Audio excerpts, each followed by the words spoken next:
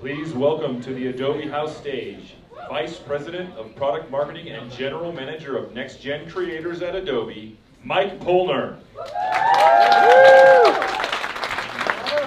Hi, everybody. Welcome. I'm Mike Polner, the VP of Product Marketing here for Adobe. This is my first Sundance. It is fantastic to be here. Thank you. Thank you. I'm inspired by the creativity here. I'm inspired by the filmmakers. Inspired by the artists. It's just been an amazing energy overall. One of the things here that I'm new, but Adobe is certainly not new to the Sundance Festival. Adobe is a longtime sponsor of Sundance, and over 85% of the films here were used and created with Adobe tools, which is really incredible. So one of the films I saw last night, I had the pleasure of seeing Public Access. Public Access is a documentary all about public access television. It was an incredible story. Yes, fantastic. It was great. Highly, highly recommended. And Public Access chronicled the story of public access television, and it talked about this new medium of creation. And this new medium of creation was in some ways scary. It was different. It was a new tool and a new way for people to be able to create great content. And in some ways, it was actually one of the original creator platforms, and it spawned waves of new creators as filmmaking and video cameras all came live. And as I was watching this documentary, I couldn't help but think about the parallels to where we are today. And think about the new technologies that are coming out now that are new, and in some places they're scary, but in other ways they're also amazing and they're empowering. And they offer new ways for people to create, new ways for creators to create great content, and new ways for more and more people to create than ever before. So I left very, very inspired about where we are today. And here at Adobe, we fundamentally believe today is the best day ever to be a creator. And that AI is a tool for, not a replacement of creativity. So those tools may change, but fundamentally the people behind those tools never will. So, I'm honored to showcase these two original shorts here specifically for Showtime and Park City. The first is you're going to see Wink from director and creator Momo Wang. Wink is an incredible animated, heartfelt story. I was just hearing all the inspiration behind it. It's based on a really true story of this amazing cat. You'll see it's an incredible story. And it's created through a blend of traditional animation and AI. And you'll also see MythOS, which is written and directed. That's right. Written and directed by Taryn O'Neill. MythOS is it's a hybrid live action and an AI generative film that moves through mythical worlds to explore memory, connection, what it means to rebuild these shared narratives together through a fractured time. So these incredible filmmakers are showing what happens when AI meets incredible vision and artistic control. So after this screening, we'll also continue the conversation with a panel moderated by Cynthia Littleton, co-editor-in-chief of Variety, who will be joined by Momo and Taryn to discuss how these films came to life, give even more insight behind the scenes what it means for the future of filmmaking. Thank you for being here. Thank you for supporting independent artists and creativity everywhere. Enjoy the show. Thank you.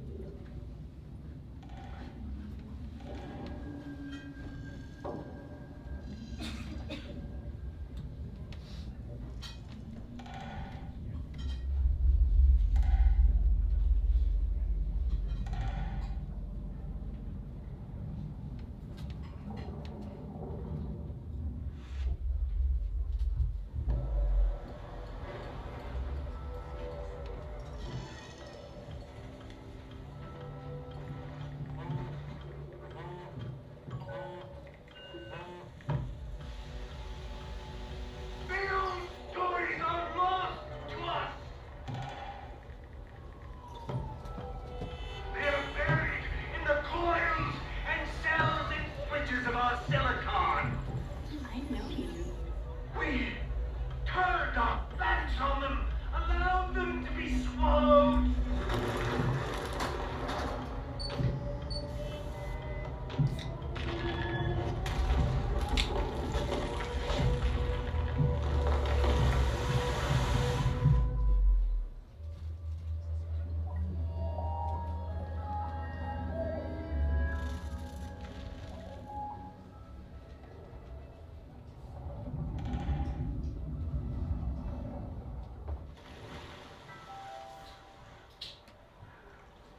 Now I recognize you.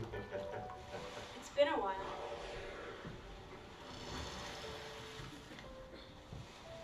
Reality, it's off, fractured. It's breaking down. The machines, they've messed up compression. The old systems that used to run things can't sync. What fixes it? Gotta do a full reboot. How? With what? These are the original storytellers who are forgotten. What is that? It's the oldest form of magic.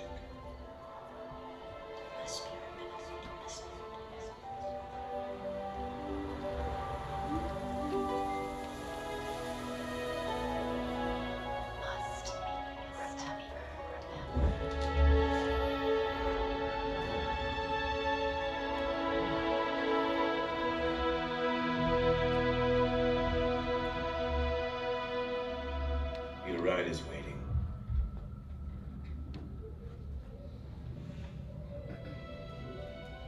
It's the stories that matter, that become matter. The universe's greatest energy. We can rewrite them together. A new mythic operating system.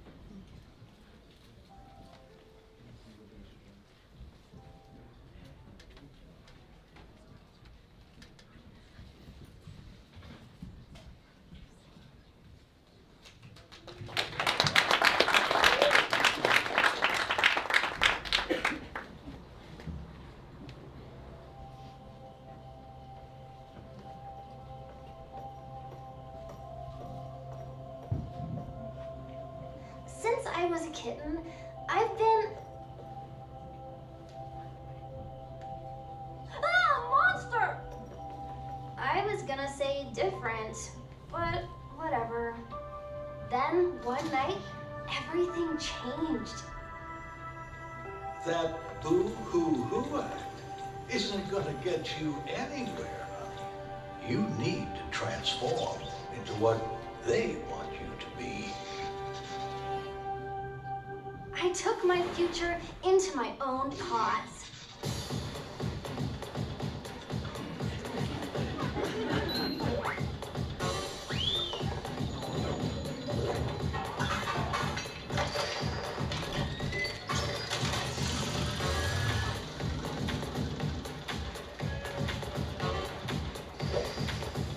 Come on. 7-7.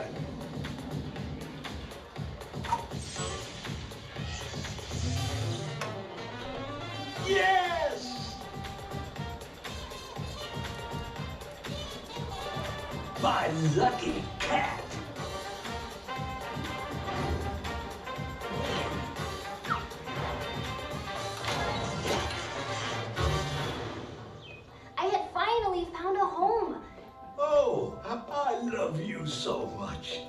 and you, and you, and you. Mwah. Or did I? Mwah, mwah, mwah, mwah.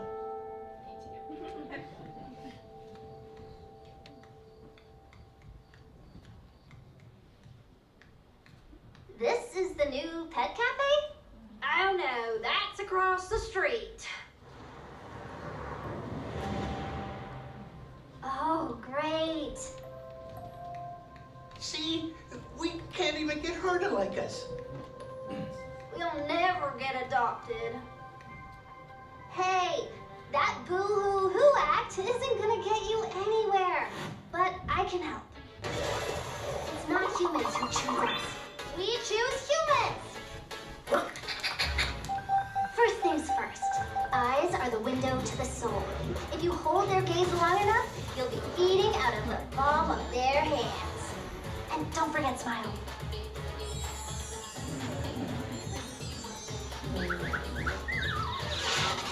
Next, when you're in his arms, make him believe it's the most beautiful moment of his life. It's a little expired. This should only last for 3 minutes. That's long enough. Go!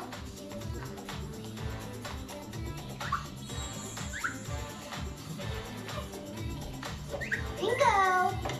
Go! This target is definitely on the pet show circuit. Taffy, you got this. But first, don't rub it off, don't rub it off. She's got it! Go! Sporty owner.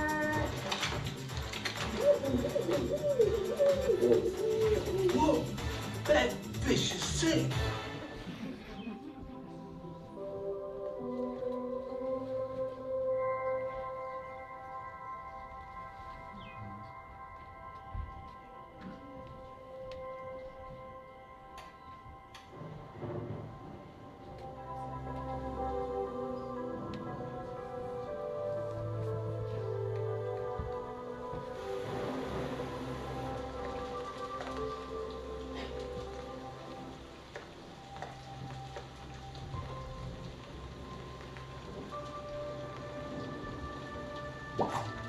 Oh, you're so cute. It looks like you're winking. Why don't we go to Wink? Do you want to come home with me?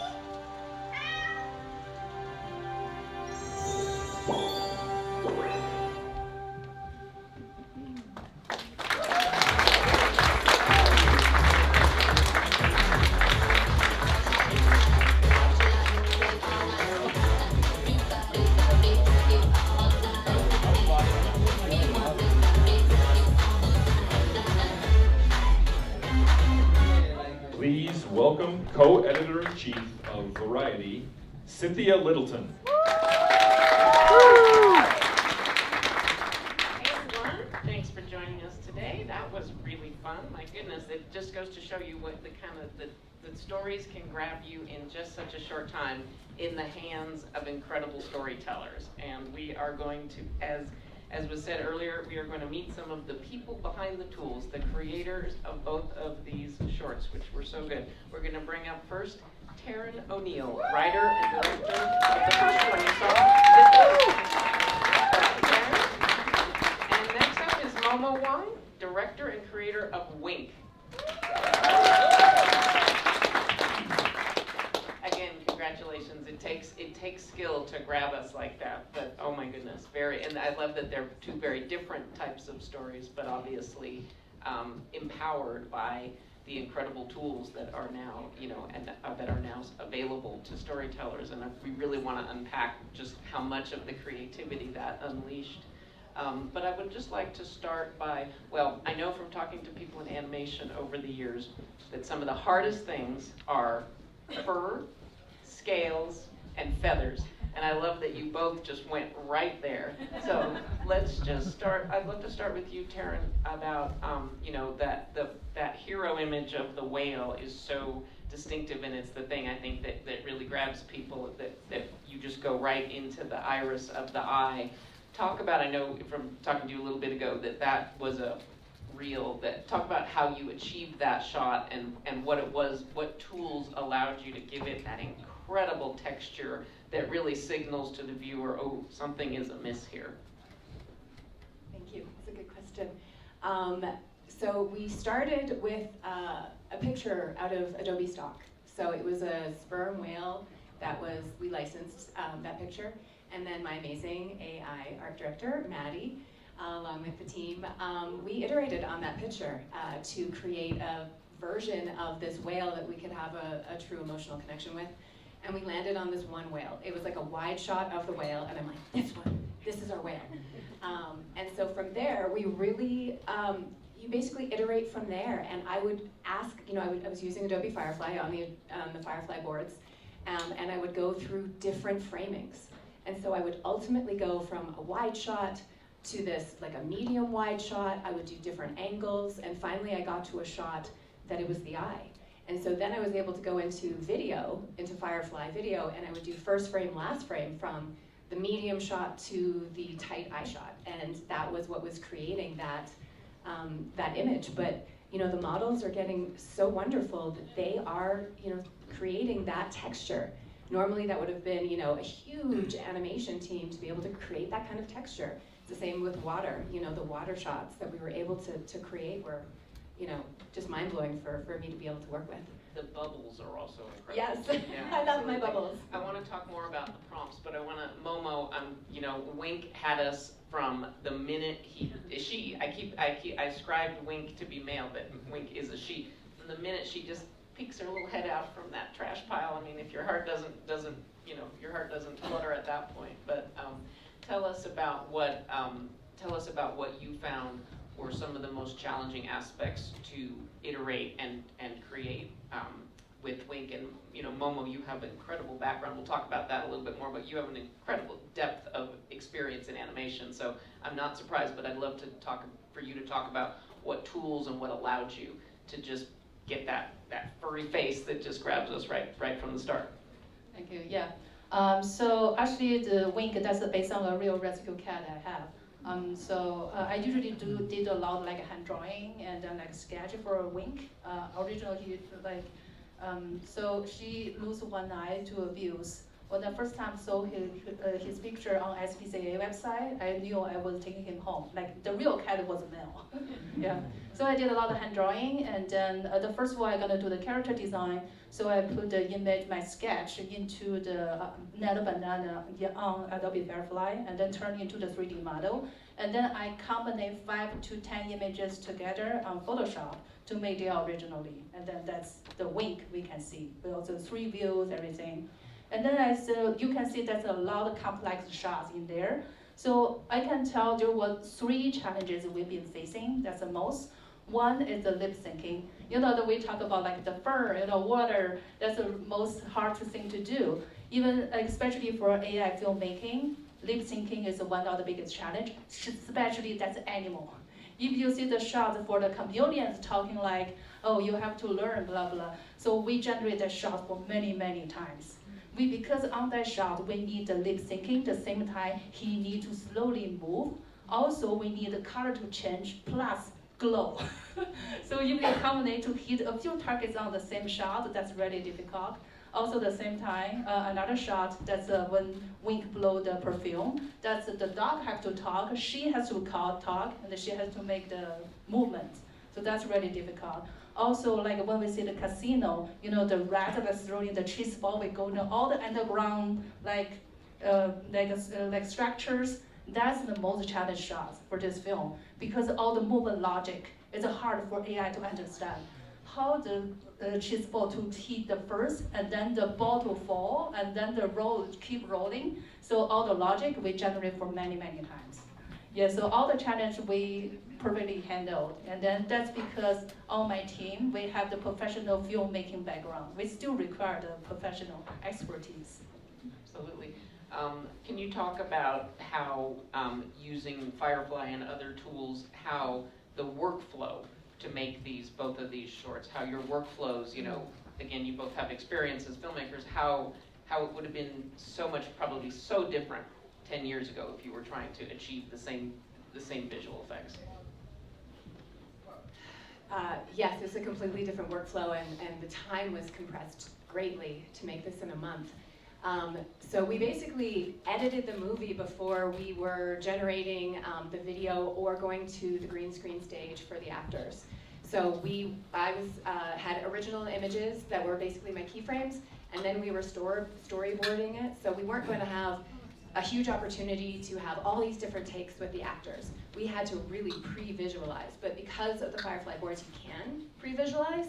I mean, our team, we had a different board for every scene, and then we had like a style board, which, because we had a lot of freelancers on, gave us basically like a baseline of what is the aesthetic for each of these scenes. And yeah, we just, basically we were doing the VFX work in advance. And our VFX team had never had a short film that wasn't locked. So our picture wasn't locked when we were getting our VFX assets, which is the composites with the actors. So because of the Firefly boards, we were able to basically have the movie basically mapped out before we went to the actors. Did that at all change or adjust the storytelling? Yes, the storytelling was so fluid because it became like a lucid dream. Like this is a bit of a dream in a way, a whale's dream if you have it. And so because of the collaboration, we were constantly iterating, you know, what are these images that we're able to generate that can tell the story in the best way. I may have had a specific image that I had in mind, but when you're using the models, sometimes there's a hallucination that you get this amazing idea from, and the team brings it to you. So yeah, there was this fluidity to it that I thought was really incredible. Momo, what about you? I have a perfect example. The 2023, I direct a film which qualified for Oscar. That's a 10-minute film, like a 2D traditional animation that took 2 years to make. This film, 5 minutes, 28 days. 3D mixed to 2D style. That's mind-blowing. That's absolutely mind-blowing. I also want to mention this. Momo is in the Asian Animation Hall of Fame. She has a lot of experience. I was honored to be the first animation director inducted into Asian Hall of Fame. I was also one of the first to have an AI film collected by our National Film Museum. You know, I mean, you all are experienced and obviously gained a lot of experience on this project, but can you talk for folks that are just starting to kind of dip their toes in the water, talk about the prompt and the iteration process. What at the highest level, like what is important as a filmmaker, as a storyteller, for people to know about that process and documenting that process? I hear from a lot of people using generative AI tools that they're always saying. The Producers Guild had a big event a couple months ago, and they say the most important thing is make sure you document those prompts. You know, keep them in. It's almost, that's the new form of copyright, right? Did either of you experience that? I will be documenting. we were in a fast and furious pace. For me, for the prompting with my team, it was about making sure that we were prompting from a cinematic point of view. So we were prompting not just from the story, from the script. We had a bot that kind of helped us, that knew our shots that we had outlined, that knew the script, that might help us, you know, specifically if we were looking for a specific shot, what would be that prompt that would best elevate it and create it. But the most important thing for us was being true to the style and the feeling of it, as well as using the language of the camera. What is the camera we're using? What were the lenses that we were using? You know, so that we were giving that camera lens information to the models. And then, of course, you know, sort of the initial source images that I had generated that were my inspiration. So those were the baseline. But yes, documenting everything so that, especially within a team, when you have a lot of different AI freelance artists that are like helping you bring this together, it was very important to have that.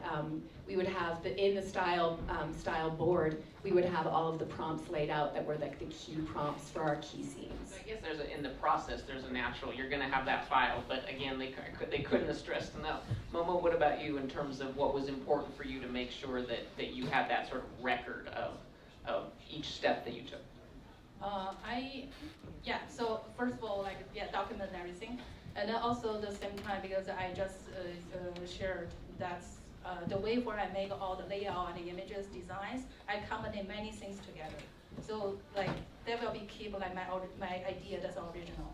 And then also at the same time, I feel that's important that the tool is fixed, but people, we are flexible, right? So you don't have to write prompt to make AI. Like me, for the first 2 years, I didn't really write prompts because I'm an artist, I'm not an engineer.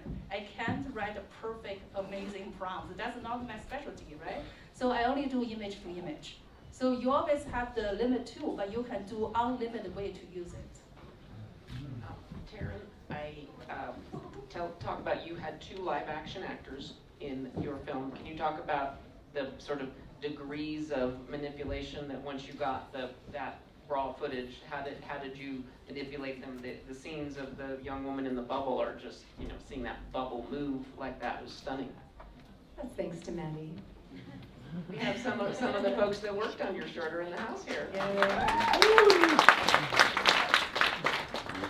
So as soon as we cast the actors, we created character sheets for them. So I had to figure out exactly what they were wearing right off the bat, and we took photos of them in like full frame as well as expressions, and so we created these character sheets that were basically information data for the models.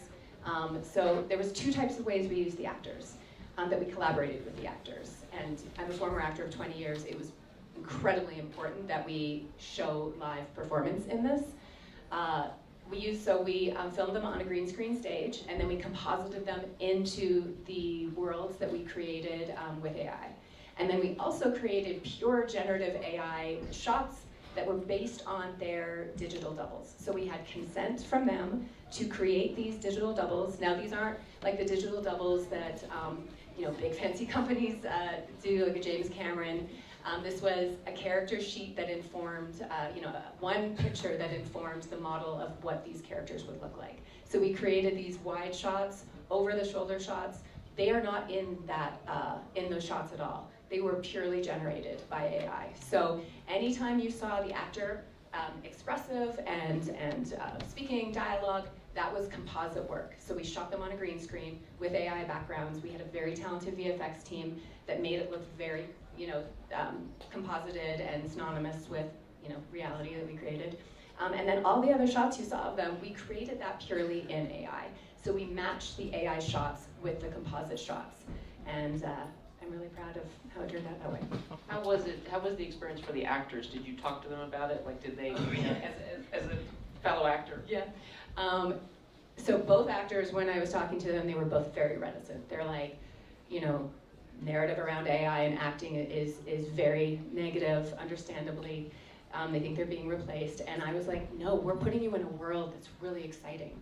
And so I spent a lot of time educating them about the process of how I was going to utilize their digital double, how they would be protected. I did a very intensive contract with them for that way, and their voice. And once they understood what was happening, they really loosened up and they were like, this is really exciting. And then when we were on set and I would like show them the monitor of what their composite, like what themselves composited into the temporary background we had created, their eyes like lit up. They're like, I'm in that place? That's so cool. And so yeah, I think that for at least the 2 actors I worked with, they understood the opportunities here. That's so interesting. Momo, I noticed something. I've watched this short a couple times. It's always fun to watch with an audience. I noticed something at the very end. Of course, the woman that comes and pulls Wink in, the voice is yours. And I noticed this time there's something. She's wearing a tote bag. I love me a tote bag. And the tote bag says September 15th, if I read it right. I was curious what that refers to. Well, that day was the day I adopted my cat. That's awesome. Yeah, we can tell. Actually, I voiced that girl. Also, the look is actually referenced with me. I'm sorry, the what? The look, the design. Oh, the look, yeah. Yeah, the design, the character. Yeah, so I will share fun facts. Actually, the story, the character was inspired by my rescue cat. The story was inspired by my own experience with hundreds of blind dates. So actually, the story that's about a cat and also how the pets are looking for a home. But actually, that's a reflection of my own search on true love and self-worth. So yeah, so part of my background as a graphic novel creator. So I was working on a sequence comic that's a dating diary, Momo dating diary. That was very popular online in China. So that case for collecting materials, I've been dating over 300 guys in 2 years. Yeah, I had a lot of first date. I mean, I read out like most of them they are first date. Also, yeah, because for professional, I want to be professional to collect my material. I even took a lot of dating classes. All the tricks the wink been teaching other animals, they are actually exact dating tricks. Eye contact and the physical touch. So, I was searching for my story material, but at the same time, I do really looking for my Mr. Right, the right person. But sometimes I feel I'm a wink. I always have to like performing, package myself. Like everybody want to be the perfect one. But in the end, we can see that's when wink find a regular person can see who she really is, and then without any packaging, any training, and any performing. So yeah, that's the time like we're showing like for finding true love, finding a home. You don't have to be lucky or have to be like perfect to deserve a home or love. You can just be you. The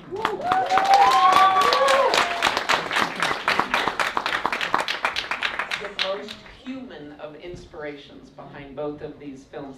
Let's talk a little bit about your backgrounds and tell us, so start with Taryn, tell them what was going back to the beginning for you. What was your creative spark to be a filmmaker, to be a storyteller, to get in? I know acting was an initial focus for you. What was that spark that made you pursue this career?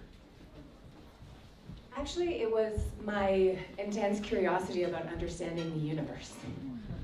I was that nerdy kid who would like sit in my backyard and look up at the stars and try to understand why we're here and what is existence. And I think movies like, this will date me, but like E.T. and Star Wars that I got to see in the theater just spoke to me at such an amazing level. And I became a performer when I was very young. I was a competitive figure skater. And performing and expressing to music and telling a story on the ice, that just became part of my DNA. And that just evolved into a curiosity of nature and science and storytelling and art. And I've worn a lot of different hats. I'm a Gemini. I have an economics degree, but then I pursued acting and theater, and was a web series producer in Hollywood. I'm also a huge science and STEM nerd. Carl Sagan, Cosmos, that was a huge seminal influence to me, and I adore this planet we live in, and live on, and live within, and that's where my art has taken me, where I want to create stories that illuminate our opportunities for better futures. Not perfect, not utopias, but I have this feeling that we have this post-apocalyptic gloom and doom narrative that has been so pervasive in Hollywood, and we as storytellers have the opportunity and the responsibility to change it. Because if people can't see what our potential futures are, how are we gonna create it? And the people in this room right now are so talented to be able to do that. And you have new tools that you can do that with. That doesn't negate hiring and collaborating and collective storytelling with all your peers here. And I really feel that this is like an exciting moment right now that we can start telling a different story about what we want our future to be like. And that's where my initial sitting on the grass and looking up at the stars and wanting to know why we're here is answered. That was very well said. The oldest form of magic, and I miss no opportunity, because I think we were living the same life, because I missed no opportunity. 1977, I was 8 years old at the Alex Theater in Glendale, California. Raise your hand if you've been there. And my dad, God rest his soul, took me to see Star Wars, and when that In a Galaxy Far, Far Away came up, I was never the same, never the same. And so, yay for the theatrical experience, yay for Star Wars, and then Cosmos a few years later, we were absolutely living the same life. Momo, you grew up in Beijing. Can you tell us about your spark and your path to becoming an incredibly accomplished writer, creator? I was born in China, and then I started drawing since I was 4. So yeah, I grew up with my mom as a single parent, and she worked for 3 jobs just to keep me in the school.